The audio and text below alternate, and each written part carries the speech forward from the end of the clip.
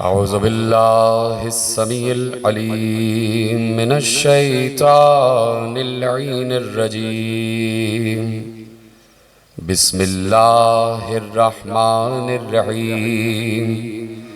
अल्हम्दुलिल्लाहिल मअरूफ़े मिन गैरि रुयतिन वल खालिक़े मिन गैरि रवियतिन अल्लज़ी लम यज़ल क़ाइमन दाइमन इज़ ला समाउन ज़ातु अबराजिन वला लैलुन दाजिन वला बहरुन साजिन वला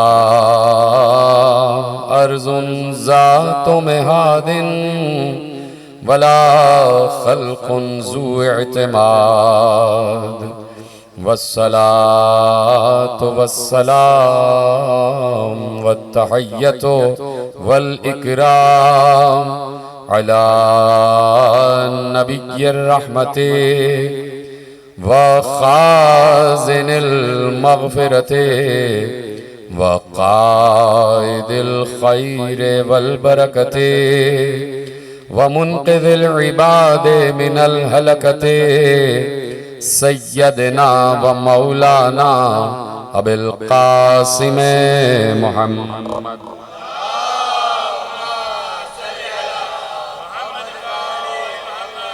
व अहले बैतिहि तय्यबीन अत्ताहिरीन अल-मासूमीन अल-मज़लूमीन अल-मुंतखबीन अल-मुंतजबीन अल्लज़ीना अज़हबल्लाहु अन्हुमुर रिज्सा व तहहरहुम तत्हीरा।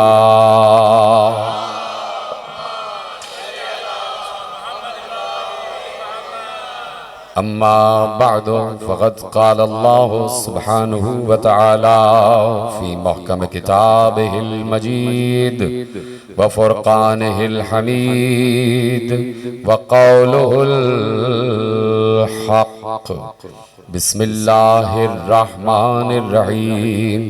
वमा अर्सलनाका इल्ला रहमतन लिल आलमीन। सल्लल्लाहु अलैहि मोहम्मद व आले मोहम्मद।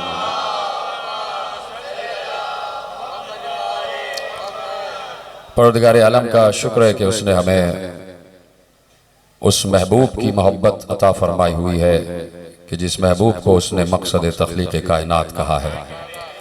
हमें अपने महबूब की उम्मत में करार दिया है और हमसे ये वादा किया है कि जब तक ए नबी तुम इनमें मौजूद हो हम इन पर अज़ाब नहीं लाएंगे। तो अल्लाह ने चूंकि अपने महबूब को रहमत कहा है और उस वक्त तक वादा किया है कि उम्मत पर अजाब नहीं आएगा, वह इज़ा कुन्त फ़ीहिम, जब तक आप इनमें मौजूद है। तो ये बात यकीनन गौर व फिक्र के काबिल है। अल्लाह कह रहा है कि वह इज़ा कुन्त फ़ीहिम, जब तक आप इनमें मौजूद हैं हम इन पर अजाब नहीं लाएंगे। तो अब उम्मत को ये फैसला करना पड़ेगा कि या तो हम पर अजाब आ रहा है या नबी हम में मौजूद है।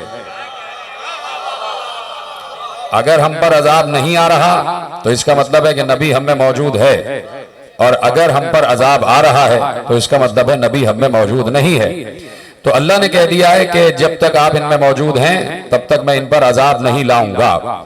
तो ये जितनी भी चीजें हैं, क्या इसको लोग ये समझते हैं, ये जो परेशानियां आ रही हैं, ये जो मुसीबतें आती हैं, ये जो कुल्फतें आती हैं, ये जो कभी कभी इंसान का जहन इधर उधर भटक जाता है, तकलीफ का शिकार हो जाता है, तो अब देखना यह है कभी रिस्क में तंगी हो जाती है, कभी औलाद बीमार हो जाती है, कभी इस्तिस्का हो जाता है, बारिश नहीं होती, कभी बहुत ज्यादा बारिश हो जाती है। तो सब देखना यह है कि ये चीजें, एक लफ्ज आपकी जबान में इस्तेमाल कर रहा हूं, ये चीजें रूटीन में हैं या अल्लाह का अजाब है।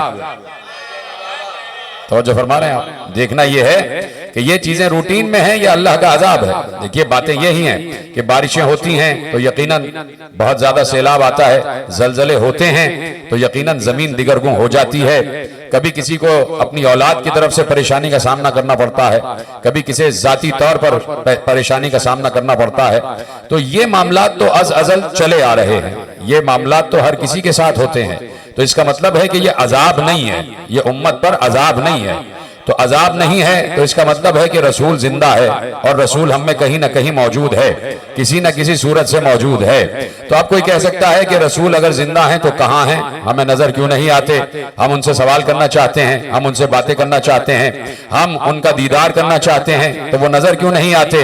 वो जो गुंबद खिजरा के नीचे कब्र बनी हुई है उसमें कौन तशरीफ फरमा है, वो कब्र किसकी है? तो हम यही कहेंगे कि रसूल उस वक्त तक इस दुनिया से गए नहीं जब तक रसूल ने असहाबे किराम को मुखातिब करके ये ना कह लिया कि अव्वलुना मोहम्मद व औसतुना मोहम्मद व आखिरुना मोहम्मद व कुल्लुना मोहम्मद।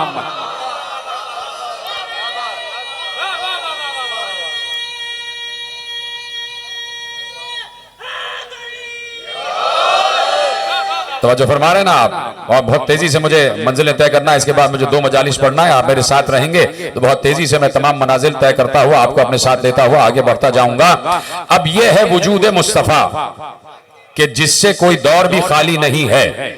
मैंने कहा कोई दौर भी वजूद मुस्तफा से खाली नहीं है। जब मैंने कहा कोई दौर भी तो इसका मतलब है कोई दौर भी, जिस दौर पर लफ्ज दौर का इतलाक हो जाए, हर दौर में मुस्तफा मौजूद हैं, हर दौर में मुस्तफा मौजूद हैं। आप कहेंगे कि आदम के दौर में कहां है मुस्तफा, नूह के दौर में कहां है मुस्तफा, इब्राहिम के दौर में कहां है मुस्तफा, मूसा के दौर में कहां है मुस्तफा, ईसा के दौर में कहां है मुस्तफा? ये अदवार तो मुस्तफा से खाली रहे हैं। तो मैं फिर कहूंगा कि आपका मुतालिया तो है लेकिन नाकिस है, कामिल मुतालिया नहीं है। उसी मुस्तफा ने भरी मस्जिद नबवी में मिंबर के अर्शे पर बैठकर अजिल्ला असहाब किराम से एक जुमला कहा था कि कुन तो नबीयन व आदम बैनल माए व तीन। जब आदम का खमीर गूंधा जा रहा था मैं उस वक्त भी नबी था।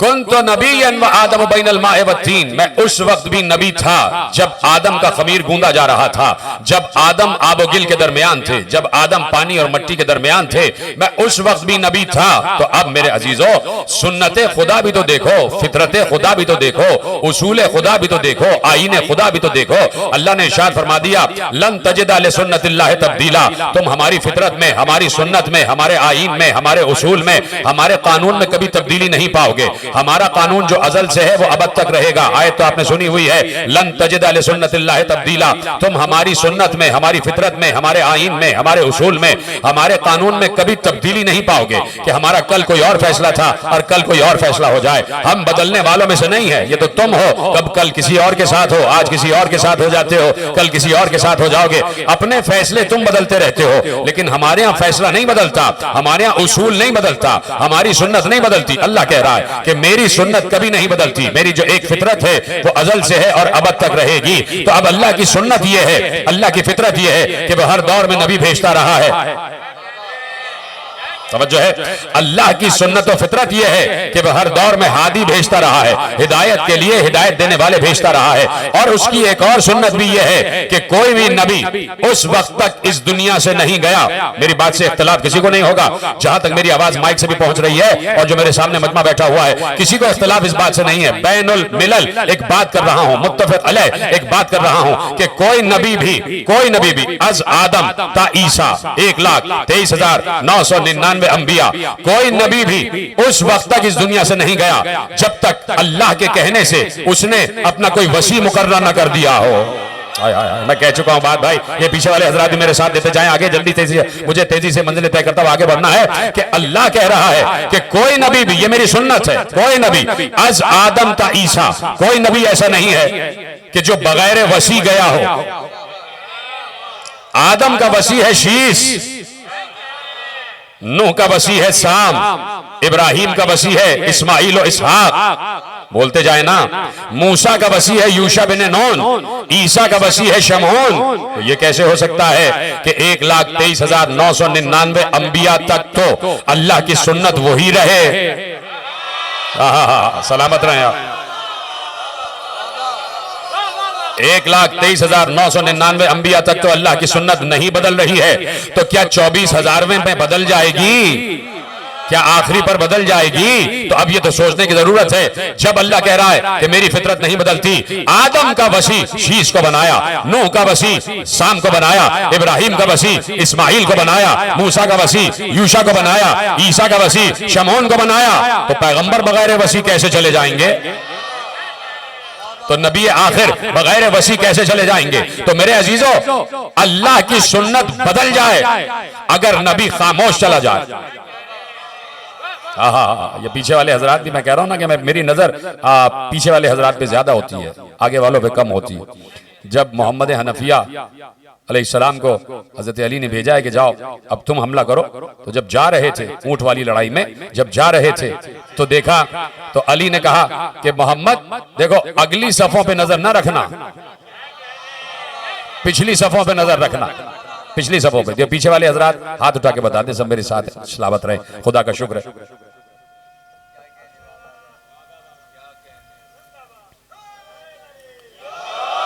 सलामत रहे आप, सबके लिए मैं दुआ गो हूं। तो अब अली कह रहे हैं, और उसके बाद पैगंबर, कोई भी अल्लाह कह रहा है कि कोई भी नबी उस वक्त तक इस दुनिया से नहीं जाता जब तक अपना वसी नामजद न कर ले। सलवात पढ़े मोहम्मद वाले। क्या कर रहे हो यार? जैसी आवाज थी वैसी रखो, ये तुमने स्पीकर वाला बंद क्यों कर दिया? सलवात पढ़े। कौन है इधर बैठा हुआ? ये क्यों चेंज कर रहा है आवाज? मजलिस हो रही है। जैसी आवाज है बेटा वैसी रखो, इससे पहले जो थी अभी तक जैसे आवाज थी वैसी रखो। तो अल्लाह की सुन्नत नहीं बदलती, अल्लाह की फितरत नहीं बदलती। जो अजल से फितरत है वो अबद तक रहेगी। बोलिए हाँ या नहीं? तो ये कैसे हो सकता है कि नबी बगैर वसी चला जाए? तो उस वक्त हम समझेंगे कि अल्लाह की सुन्नत बदल गई अगर नबी जाते जाते खामोश चला जाए। अगर नबी कुछ कह के न जाए तो हम समझ लेंगे कि अल्लाह की सुन्नत बदल गई, और अल्लाह की सुन्नत कभी बदलती नहीं है। इसलिए नबी को इस आयत का भरम रखना पड़ेगा। अगर नबी खामोश चला जाए तो इसका मतलब है अल्लाह की सुन्नत बदल गई, और नबी अगर जाते जाते मन कुन तो मौला हो फहाद अली मौला कह के जाए,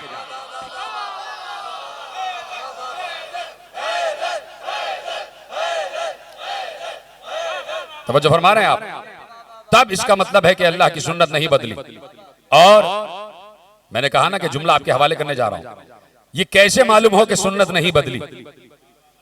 जब नबी ने कहा कुन तो नबीयन व आदम बैनल माए व तीन, मैं उस वक्त भी नबी था जब आदम आबोगिल के दरमियान थे।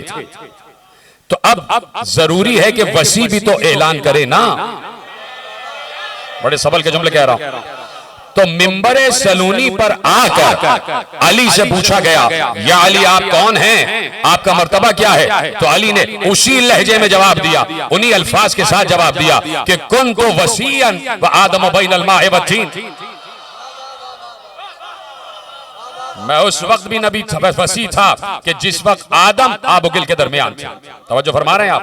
बहुत तेजी से मुझे मंजिलें तय करना है, इसलिए कि मेरे पास वक्त जरा मुख्तसर है, लेकिन आप मेरा साथ दे रहे हैं तो मेरे अंदर कुव्वत बढ़ती जा रही है। तो अब देखिए, ये है पैगंबर का मुस्तकर, ये है पैगंबर का तसलसल कि अगर आज अजाब नहीं आ रहा तो तस्लीम करना पड़ेगा, किसी न किसी सूरत से वजूद मोहम्मद साबित है, किसी न किसी सूरत से वजूद मोहम्मद साबित है। तो अब मेरे अजीजों, अब ये तो है आज का तसलसल नूर मोहम्मद, इसकी इब्तिदा क्या है? इजाजत है बात आगे बढ़ाई जाए, इसकी इब्तिदा क्या है? तो मेरे अजीजों, लिख दिया इमाम मोहम्मद इब्ने इस्माइल बुखारी ने, सही बुखारी हदीस नंबर 7418, इमाम बुखारी हदीस नंबर 7418, नोट कर लें, और नोट हो रहा है, रिकॉर्ड हो रही है बात। हदीस नंबर 7418, इमाम मोहम्मद इब्ने इस्माइल बुखारी अलैह रहमा अपनी सहीह में हदीस लिख रहे हैं और अपना एक जुमला लिख रहे हैं। वो कहते हैं वकान अल्लाह लम यकुन शैउन गैरुहु व काना अर्शुहु अलल मा। सलामत रहे, है मेरे साथ। कान अल्लाह वलम यकुन शैउन गैरुहु व काना अर्शुहु अलल मा। अल्लाह था। इजाजत है, बात आगे बढ़ाई जाए। मोहम्मद इब्न इस्माइल बुखारी अलैहि रहमा लिख रहे हैं, कान अल्लाह, अल्लाह था, वलम यकुन शैउन गैरुहु, और उस वक्त उसका कोई गैर नहीं था। हाँ, ऐसे ही बोलते जाएं। इमाम बुखारी का जुमला, इसको जाया ना करें, बहुत बड़े आलिम है, आलम इस्लाम है। अल्लाह था और उसके साथ उसका कोई गैर नहीं था, यानी सिर्फ अल्लाह था और अल्लाह के अलावा कोई गैर नहीं था। वकाना अर्शुहु अलल मा, और उस वक्त अर्श पानी पर था। अच्छा, एक तरफ तो यह कहा जा रहा है कि अल्लाह के अलावा कोई गैर नहीं था, और दूसरी तरफ जुल्फकार साहब ये कहा जा रहा है कि उस वक्त भी अर्श पानी पर था। हाय हाय हाय हाय, यानी कहां आप बैठे भाई। वकान अल्लाह वलम यकुन शैउन गैरुहु वकाना अर्शुहु अलल मा। अल्लाह था और उसके साथ उसका कोई गैर नहीं था, उस वक्त भी अर्श पानी पर था, यानी अल्लाह के अलावा कोई गैर नहीं। फिर ये अर्श और पानी क्या है? बात पहुंच रही है ना, कोई मुश्किल बात तो नहीं है। और इसी पर मुझे गुफ्तगू को तमाम करना है। अल्लाह था और उसका कोई गैर नहीं था, यानी सिर्फ वही था। मैं मिंबर पे बैठा हूं, मेरे साथ मिंबर पे कोई और नहीं है। और मैं कहूं कि मेरे साथ जब मैं मिंबर पे तन्हा हूं तो मेरे हाथ में तस्बीह है, तस्बीह मेरे वजूद का हिस्सा है, इसलिए कि मुझसे मस हुई है, मेरा साथ दिया हुआ इसने। तो अब मैंने कहा कि वकान अल्लाह वलम यकुन शैउन गैरुहु वकाना अर्शुहु अलल मा। अल्लाह था, उसका कोई गैर उसके साथ नहीं था, उस वक्त अर्श पानी पर था। इसका मतलब है कि ना अर्श उसका गैर है। भाई, हदीस का तज्जिया ऐसी होता है। और आपको मालूम है कि इमाम बुखारी ने हर हदीस को छान पटक कर लिखा है, नाप तोल कर लिखा है। कोई हदीस उन्होंने गैर सिका रावी से लिखी ही नहीं है, हर रिवायत उन्होंने सिका रावी से लिखी है, मुस्तनद रावी से लिखी है। तो अब कह रहे हैं कि पानी, अर्श पानी पर था और अल्लाह के अलावा कोई गैर नहीं था। तो अब तलाश करो ये अर्श क्या है और पानी क्या है, जो कि उसका गैर नहीं है, जो कि उसका गैर नहीं है। ये अर्श क्या है और पानी क्या है? तो मैं सारी मंजिलें कता करते हुए एक आयत आपके हवाले करता हूं, इजाजत है। सूरह मोमिन में इरशाद फरमाया, अल्लज़ीना अल्लज़ीना अल्लज़ीना, यानी वो लोग। जुमला अगर जाया हुआ तो पूरी तकरीर जाया हो जाएगी। अल्लज़ीना, वो लोग, यानी अल्लज़ीना जो है वो ज़बील उक़ूल के लिए इस्तेमाल हो रहा है। अल्लज़ीना, वो लोग, अल्लज़ीना यहमिलूनल अर्शा वमन हौलहु युसब्बिहूना बिहम्दि रब्बिहिम व युमिनूना बिही व यस्तग़फिरूना लिल्लज़ीना आमनू।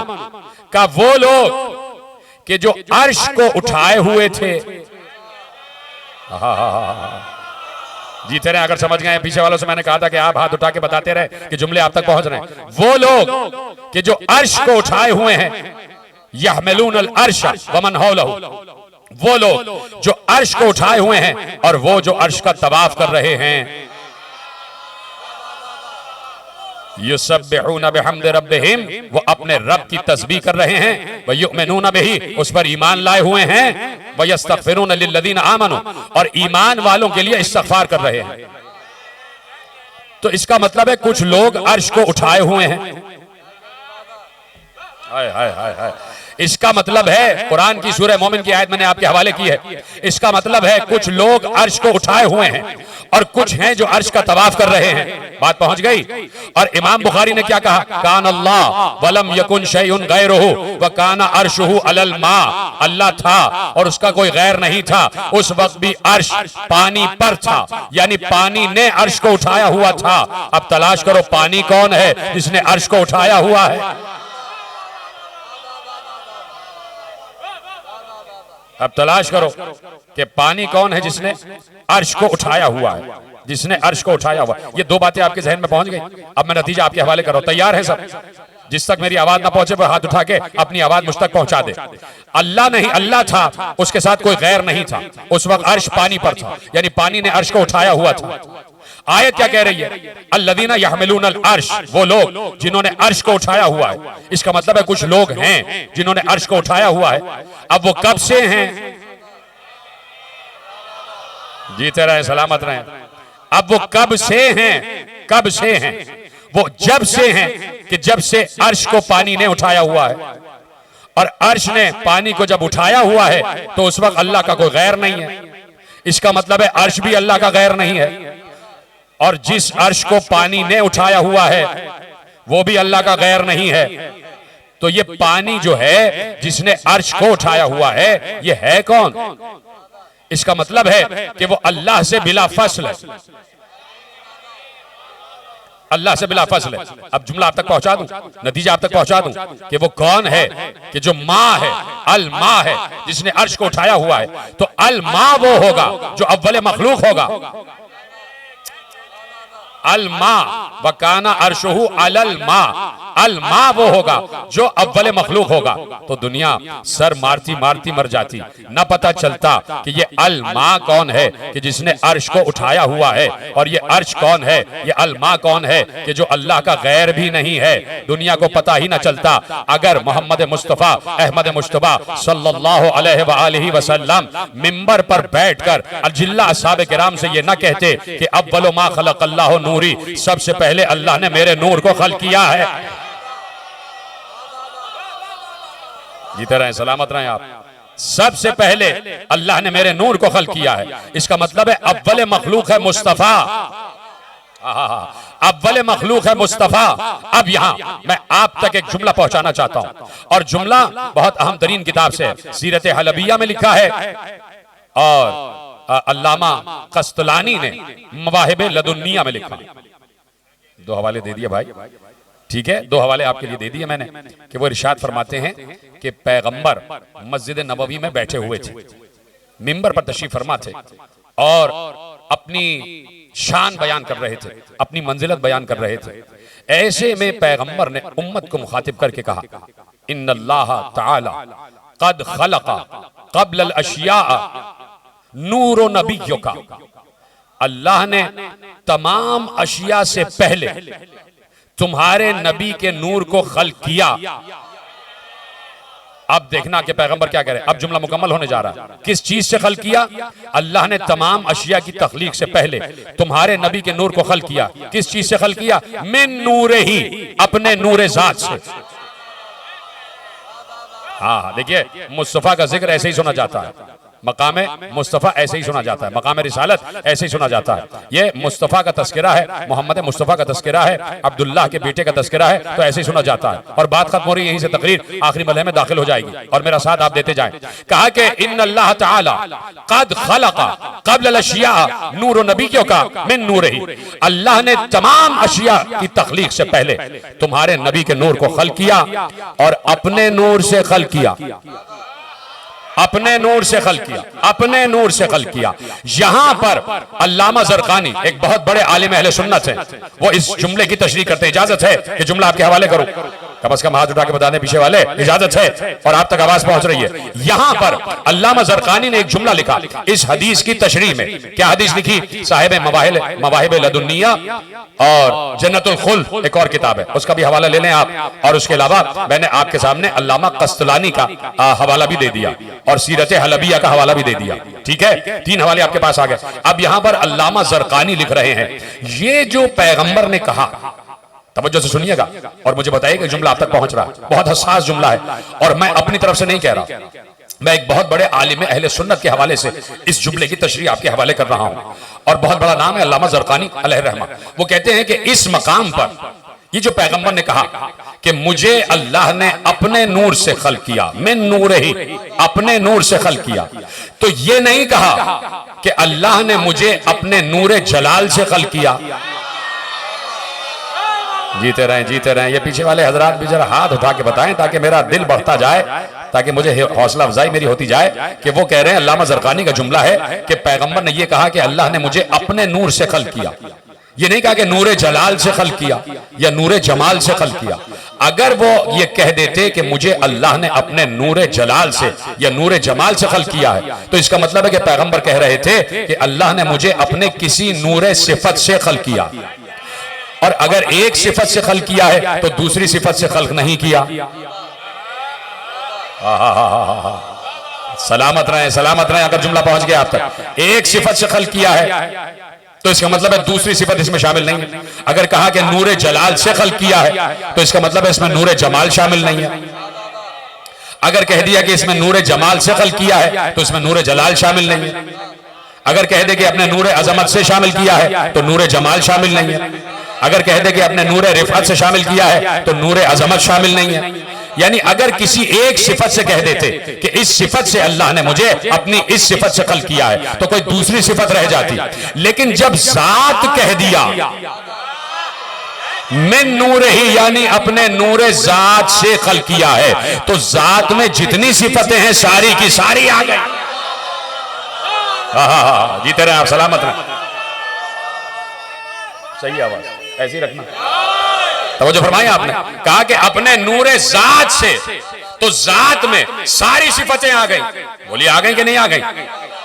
है ना। यहां जितने लोग बैठे उनकी जात एक है लेकिन सिफतें मुख्तलिफ हैं। किसी में 2 सिफतें, किसी में 4 सिफतें हैं, किसी में 8 सिफतें हैं।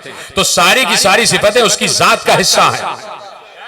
सारी की सारी सिफतें उसकी जात का हिस्सा है। और ये सिफतें अगर खून में शामिल हैं तो इसका मतलब है कि बेटे तक भी पहुंच गई। ठीक है। आप कह रहे हैं आलिम अहले सुन्नत कि अल्लाह ने अपने नूरे जात से खल्क किया है। इसका मतलब है कि जात में जितने सिफात हैं वो सब के सब जाते मोहम्मद में समोए जा रहे हैं। अपने जितने सिफात हैं वो सब के सब जाते मोहम्मद में मौजूद हैं।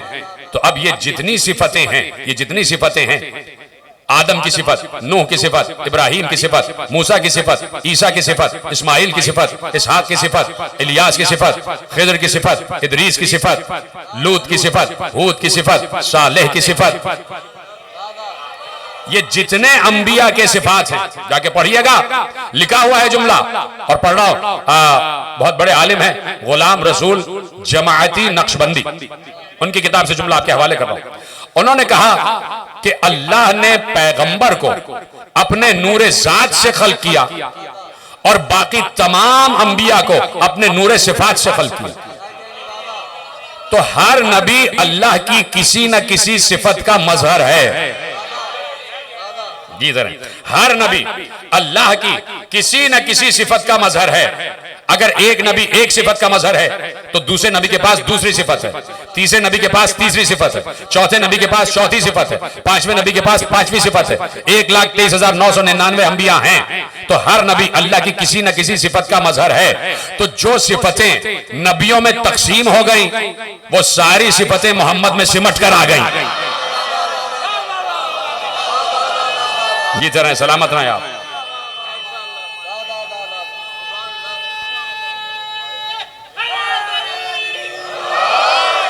वो सारी सिफतें नूर मुस्तफा में सिमट कर आ गई।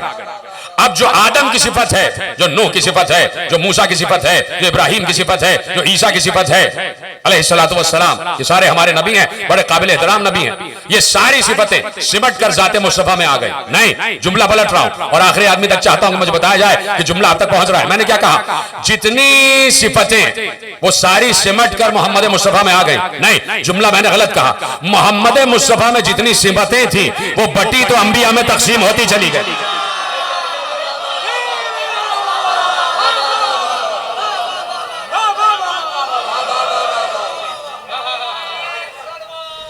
अल्लाहुम्मा सल्ली अला मुहम्मद व आले मुहम्मद। जितनी सिफतें अंबिया में थी वो तकसीम होके मुस्तफा से तकसीम हुई हैं और पहुंच गई अंबिया तक, पहुंच गई अंबिया तक। इसलिए पैगंबर ने कहा अव्वल मा खलक़ल्लाहु नूरी, अल्लाह ने सबसे पहले मेरे नूर को खल्क किया। तो ये बताइए कि जो नबी को नूर नहीं मानता उससे सवाल है। वो कहते नहीं साहब नबी नूर नहीं है और ये हदीस हमें नहीं अच्छी लगती और ये हदीस काबिल एतबार नहीं है और इसे फलाने ने लिखा, फलाने ने लिखा, फलाने ने लिखा। उनसे पूछना चाहता हूं, कुरान में सूरह मायदा कह रहा है कद जाअकुम मिनल्लाहि नूरुम व किताबुम मुबीन। कद जाअकुम मिनल्लाह नूरुन व किताबुम मुबीन, तुम्हारी तरफ अल्लाह की तरफ से एक नूर भेजा गया और एक किताब भेजी गई। अल्लाह की तरफ से तुम्हारी तरफ नूर भेजा गया और किताब भेजी गई। तो ये किताब क्या है? ये तो बच्चे को मालूम है, किताब से मुराद कुरान है, किताब से मुराद कुरान है, ठीक है। आप कहेंगे कि साहब नूर से मुराद कुरान है, नूर से मुराद किताब है। तो जब नूर से मुराद किताब ही है, या तो अल्लाह लफ्ज नूर ही इस्तेमाल कर देता या लफ्ज किताब इस्तेमाल कर देता। ये नूर का लफ्ज अलग क्यों है, किताब का लफ्ज अलग क्यों है? ये नूर का लफ्ज अलग क्यों है, किताब का लफ्ज अलग क्यों है? इसका मतलब है जो किताब लेकर आया है वो नूर है। बहुत आसानी से सुन लिया आपने जुमला। जो किताब लेकर आया है वो नूर है, जो किताब लेकर आया है वो नूर है। सोचो, नबी का नूर होना तस्लीम करना सबको वाजिब है। आपको नबी को नूर तस्लीम करना पड़ेगा, नबी को नूर तस्लीम करना पड़ेगा। किताब भी नूर है, कुरान भी नूर है और नबी भी नूर है। यहां किताब और लफ्ज नूर अलग अलग इस्तेमाल करके बताया कि कुरान ये नूर है और ये वाला नूर ये नूर है। अब दोनों का तज़किरा अलग क्यों किया है जब किताब भी नूर है और नबी भी नूर है? तो अब मैंने कहा ना, जुमला दोहरा रहा हूं, नबी को नूर मानना पड़ेगा, नहीं तो बड़ा मसला हो जाएगा। ये किताब जिसे कुरान कहा जा रहा है, इतना आसान जुमला कहने जा रहा हूं कि आखिरी आदमी तक ये जुमला पहुंच जाएगा। ये किताब जिसे कुरान कहा जा रहा है, ये इतनी नूरानी है, इतनी नूरानी है, इतनी नूरानी है। देखिए, जनाब मूसा की कौम ने कहा कि हमें दिखाओ ये तुम्हारा अल्लाह कैसा है। अल्लाह ने कहा तुम देख ही नहीं सकते, तुम देख ही नहीं सकते। कहा अच्छा देखना ही चाहते हो तो आ जाओ, कोहे तूर पर आ जाओ, पहाड़ पर आ जाओ, पहाड़ पर आ जाओ, पहाड़ पर आ जाओ। पहाड़ पर पहुंचे, नूर की एक झलक आई, पहाड़ रेजा रेजा हो गया। जनाब मूसा बेहोश हो गए, जो 70 आदमी आए थे वो मर गए। तवज्जो है, पहाड़ रेजा रेजा हो गया, जनाब मूसा बेहोश हो गए और जो 70 आदमी आए थे वो मर गए। पहाड़ रेजा रेजा हो गए ना। किसका नूर आया था? अल्लाह का नूर। चलिए थोड़ी देर के लिए मान लीजिए ना आप, अल्लाह के नूर की एक झलक थी कि पहाड़ भी रेजा रेजा हो गया, मूसा बेहोश हो गए, 70 बनी इसराइल के जो लोग आए थे वो मर गए। अब ये है अल्लाह का नूर। तो ये कुरान क्या है? ये कुरान अल्लाह का इल्म है और अल्लाह का इल्म अल्लाह का नूर है। अल्लाह का इल्म अल्लाह का नूर है। इसी नूर के लिए अल्लाह ने क्या कहा? वलौ अंज़लना हाज़ल कुरआन अला जबलिन लरअयतहु खाशिअन मुतसद्दिअन मिन खश्यतिल्लाह, अगर हम इस कुरान को पहाड़ पर नाजिल कर देते तो पहाड़ खशियत इलाही से रेजा रेजा हो जाते, रेजा रेजा हो जाते। यानी नूर की ज़ौ को कोई मादा बर्दाश्त नहीं कर सकता। मैं जुमला कह चुका हूं, नूर की शिद्दत को, नूर की ज़ौ को कोई मादा बर्दाश्त नहीं कर सकता। नूर की ज़ौ को नूर ही बर्दाश्त कर सकता है। हाँ, समझ गए तो आपको मेरा सलाम। नूर की ज़ौ को नूर ही बर्दाश्त कर सकता है। तो एक तरफ अल्लाह ने कह दिया अगर पहाड़ों पर नाजिल कर देता तो पहाड़ रेजा रेजा हो जाते, इसलिए कि ये नूर कुरान मेरा नूर है। अब अल्लाह कहता है कि मानो मेरे महबूब को नूर, इसलिए कि पहाड़ों पर ये नूर नाजिल करता तो पहाड़ रेजा रेजा हो जाते। पूरा कुरान कल्बे मुस्तफा पर नाजिल हुआ है।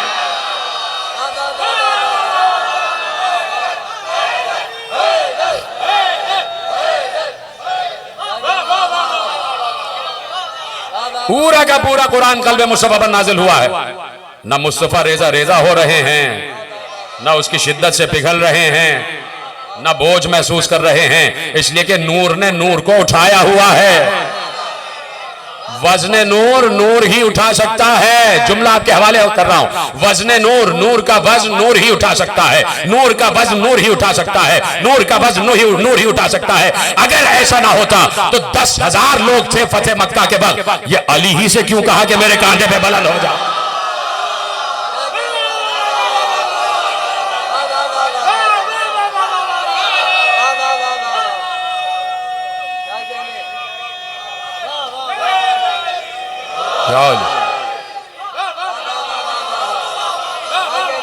नूर का वज़न नूर ही उठा सकता।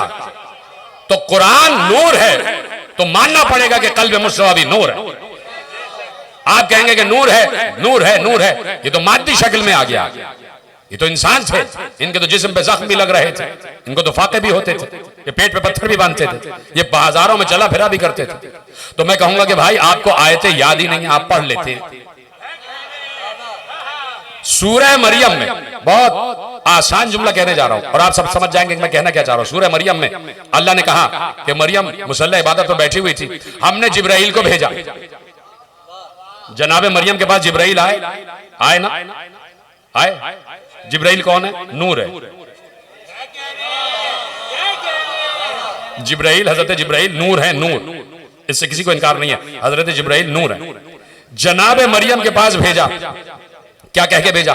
व अरसलना इलैहा रूहना, हमने उनकी तरफ अपनी रूह को भेजा। फतमस्सला लहा बशरन सबिया, कर दूं तर्जुमा? वो नूर जो जिब्राइल था वो अलहदा बात है कि उसे हमने बशर की शक्ल में भेजा। हाय हाय, मैं बात कह चुका, आप पीछे रह गए। हमने अपनी रूह यानी जिब्राइल को मरियम के पास भेजा, और नूर है जिब्राइल और जिब्राइल है नूर, लेकिन उस नूर को हमने बशर की शक्ल में भेजा, बशर की शक्ल में भेजा। जब अल्लाह के एक मलक का नूर, करोबियाने अर्श, हमारे मकतब की रिवायत में लिखा हुआ है कि मलाइका आसमानी में तबकात है, उनमें करोबियाने अर्श है जो मुकर्रब बारगाह इलाही है, और वो सारे के सारे दिल में मोहब्बत अली रखते हैं। उन करोबियों में से एक करोबी का नूर था जो मूसा को तूर पे दिखाई दिया। उन मलाइका में से एक मलक का नूर था कि जो मूसा को कोहे तूर पर दिखाई दिया, तो मूसा बेहोश हो गए। ठीक है, अब कहना यह चाहता हूं, मूसा तो मर्द थे, कलीमुल्लाह भी थे, मूसा का गजब भी मशहूर है, मूसा का जलाल भी मशहूर है, मूसा का रोबो दबदबा भी मशहूर है। उसके बावजूद उस नूर की ज़ौक़ को बर्दाश्त न कर सके, बिल्कुल बराह रास्त नूर आ रहा था। उस नूर ने किसी शक्ल में अपने को तब्दील नहीं किया था। जो नूर कोहे तूर पर चमका था वो बराह रास्त नूर था, उस नूर ने अपने को किसी शक्ल में तब्दील नहीं किया हुआ था। जब मूसा जैसा मर्द, जिसका गजब मशहूर है, जिसका जलाल मशहूर है, जिसका गुस्सा मशहूर है, जिसका रोब दबदबा मशहूर है, जिसकी शजाअत मशहूर है, जब वो उस बरहना नूर की ज़ौक़ को बर्दाश्त न कर सके, तो अगर जनाबे मरियम के पास बराह रास्त जिब्राइल नूर बन के आ जाते तो जनाबे मरियम भी बर्दाश्त न कर पाती। इसलिए जरूरी था ताकि तुम बर्दाश्त कर सको, इसलिए अपने महबूब को लिबासे बशर में दे के भेजा है। अगर अपने असली शक्ल में आ जाता तो तुम्हारा भी वही हश्र होता, तो कौम मूसा का हश्र, जो कौम मूसा का हश्र हुआ है, तुम्हारा भी वही हश्र होता। तो अब मानना पड़ेगा कि अगर जिब्राइल नूर है तो मुस्तफा भी नूर है। इसलिए जिब्राइल का नाम बाद में आ रहा है, मुस्तफा का नाम पहले आएगा। इसलिए कि यह हदीस मुत्तफ़क़ अलैह हदीस है, लौ लाख नमा खलक़तुल अफ़लाक, कुछ ना बनाता अगर तुम्हें बनाना मकसूद ना होता। भाई देखिए, अंबिया अफजल है ना मलाइका से? अंबिया अफजल है ना मलाइका से? बोलिए हाँ या नहीं? अंबिया अफजल है मलाइका से। हर रिवायत में लिखा हुआ है कि नूरे नबी की जबीन से, जबीन है नूरे नबी, यानी नबी के जिस्म की बात नहीं हो रही, इस खाकी जिस्म की बात नहीं हो रही जिस लिबास बशर में नबी आए थे, नूरे नबी की बात हो रही है। और आलम अरवाह की, आलम अनवार की बात हो रही है कि जब नूरे नबी खल्क हुआ है और उसने आखिरी नूरे इल्म में, आखिरी दरिया इल्म में गोता खाया है, और जब वो नूर बाहर बरामद हुआ है तो उसकी जबीन से 1,23,999 पसीने के कतरे टपके, और हर कतरे से अल्लाह एक नबी बनाता गया, नबी बनाता गया। तो भाई नबी अफजल है ना, अंबिया मलाइका से अंबिया अफजल है, तो इसका मतलब है हर नबी जिब्राइल से भी अफजल है, हर नबी जिब्राइल से भी अफजल है। और हमारा नबी कौन है? अफजलुल अंबिया, हमारा नबी हर नबी से अफजल है। तो मानना पड़ेगा कि सबसे पहले नूरे नबी अल्लाह ने खल्क किया। जहां से बात खत्म हो रही थी, जहां से शुरू हुई वहीं खत्म हो रही है। अव्वलु मा खलक़ल्लाहु नूरी, सबसे पहले अल्लाह ने मेरे नूर को खल्क किया। अब तलाश करो कि वो नूरे नबी है कहां। तो मैंने कहा कि देखो कि अव्वलुना मोहम्मद व औसतुना मोहम्मद व आखिरुना मोहम्मद व कुल्लुना मोहम्मद, हम सब के सब मोहम्मद हैं, अपने अपने दौर का मोहम्मद उन्हीं सिफात का हामिल है जिस सिफात का मोहम्मद है मुस्तफ़ा हामिल है। इसलिए पैगम्बर ने अपने दोनों नवासों को उठाकर कहा कि हसन मुश्तबा सर से लेकर शिकम तक मुझसे मुशाबे है, और शिकम से कदमों तक हुसैन मुझसे मुशाबे है। तो अब हुसैन जो अमल कर रहा है वो हुसैन का अमल नहीं है, वो रसूल का अमल है। हुसैन मिन्नी व अना मिनल हुसैन, हुसैन मुझसे है और मैं हुसैन से हूँ। हुसैन का एक बेटा है कि जो पूरी जिंदगी रोता ही रहा है, जिसने पूरी जिंदगी गिरिया किया है, इसलिए कि जब भी पानी का जाम सामने आता था मेरे मौला ज़ैनुल आबिदीन पानी देख देख कर रोते थे। हाय यही पानी अली असगर को ना मिला, हाय यही पानी मेरे बाबा को ना मिला। आज उसी इमाम की शबीह ताबूत बरामद होने वाला है, आपने गिरिया शुरू कर दिया है। अब ज़्यादा तवील मसाइब की ज़रूरत ही नहीं है, आप हाय हुसैन की आवाज़ें बुलंद करें, उन्हीं आवाज़ों की छाँव में ताबूत बरामद हो जाएगा। जब भी देखते हैं पानी का जाम मेरा मौला सज्जाद रोने लगता है, हाय यही पानी सकीना को ना मिला। क्या गुजरती होगी सैयदे सज्जाद पर कि जब सकीना चंद कतरे पानी के मांगती है, उसे पानी तो नहीं मिलता, भाई के सामने हमशीर के तमाचे लगाए जाते हैं।